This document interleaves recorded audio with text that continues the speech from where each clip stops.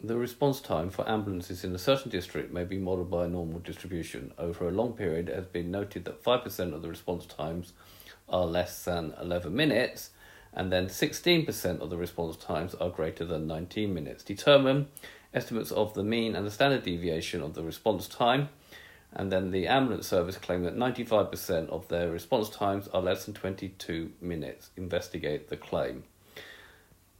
Okay, so if we let X be the random variable, the response time of an ambulance, then X is normally distributed with a mean that we have to find and a standard deviation that we have to find. But we know that the probability of being less than 11 minutes is 5%. So we write that down.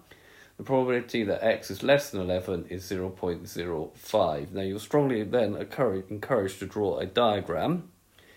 So we've got a mean and a standard deviation that we don't know. We can mark on 11 and that area being 0.05. So because we don't know the mean and the standard deviation, then we have to use the standard normal curve, which has a mean of 0 and a mean standard deviation of 1. So Z is, and the connection between Z and X is Z is X minus the mean divided by the standard deviation.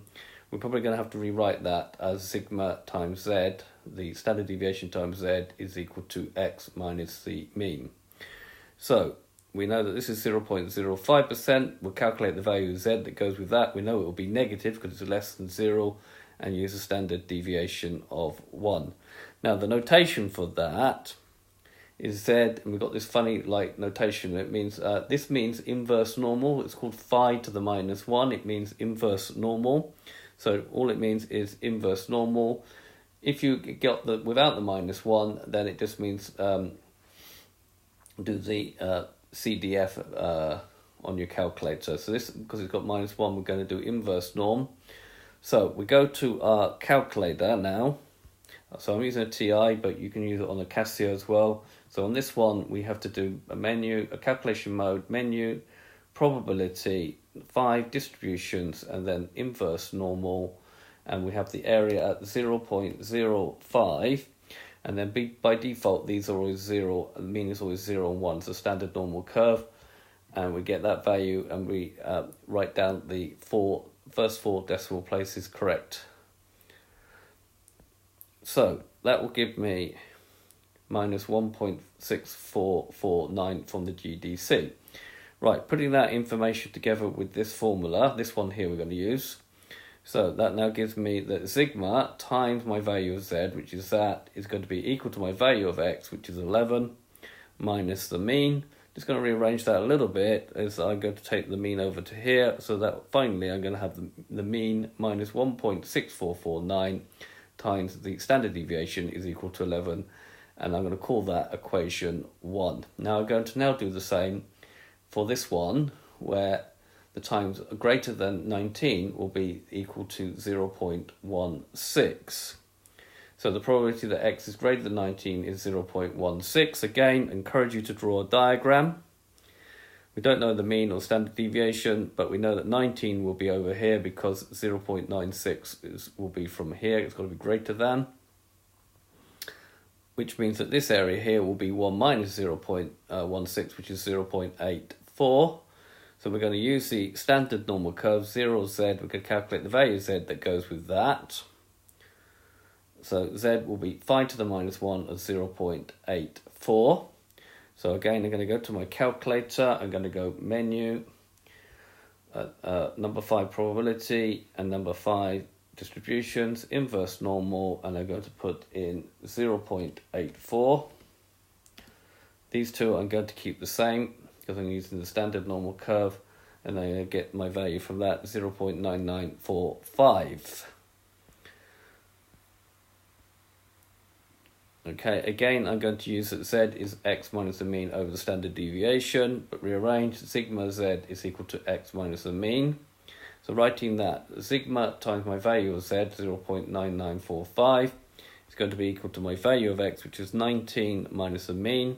And then I'm going to swap this, bring this mu over here, the mean. So I've got mean plus 0.9945 sigma is equal to 19. I'm going to call that equation 2.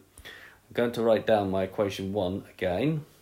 and then I'm going to solve these simultaneously. Now you can either use the GDC simultaneous equation solver, or just use normal solving simultaneous equations algebraically. So if I subtract, these two will disappear, and then if I do 0.9945 minus 1.449, it's going to give me 2.6394 times sigma, and 19 minus 11 gives me 8. Sigma will be 8 divided by 2.6394, which will give me 3.030, which rounded off to 3 significant figures will give me 3.03. Substitute back this one, not the rounded off one, into one in the equation. I'm going to substitute it into 1. So I'm going to have that mu is minus 1.644 times 3.03. So I'm going to have my answer on my calculator, and therefore it's equal to 11. And then I'm going to say that mu is going to be 11 plus this, in this case, because that's a minus. And then work that out on my calculator to get 15.98. And then to 3 significant figures, that will give me 16.0 to 3 significant figures. So my estimate of the mean is going to be 16.0 minutes, and my standard deviation will be 3.03 minutes. Now, to the last part of the question, the ambulance service claim that 95% of the response times are less than 22 minutes. Investigate the claim. So x belongs to normal 16 3.03 squared. This is my mean and this is my standard deviation. I need to calculate the probability that x is less than 22 and see if it's either less than that or more than that. Okay, so sigma is 3.03, this is 16, 22 is here, and I want less than, so I want that area. It's always a nice idea to draw a diagram.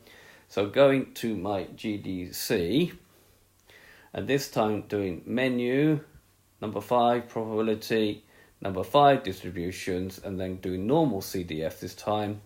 I want the lowest value possible. Just sometimes for some calculators just put in a minus 1,000. I want the upper bound to be 22, the mean now to be 16, and my standard deviation to be 3.03. And I press OK, and I'm going to get 0.97615.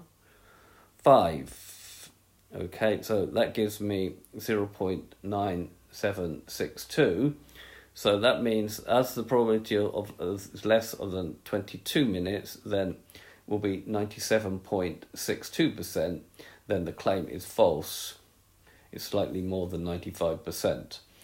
Okay, this has been a video to show you how to find the mean and the standard deviation of given some information, and then using that to investigate a claim. I hope you've understood, and I thank you very much for watching.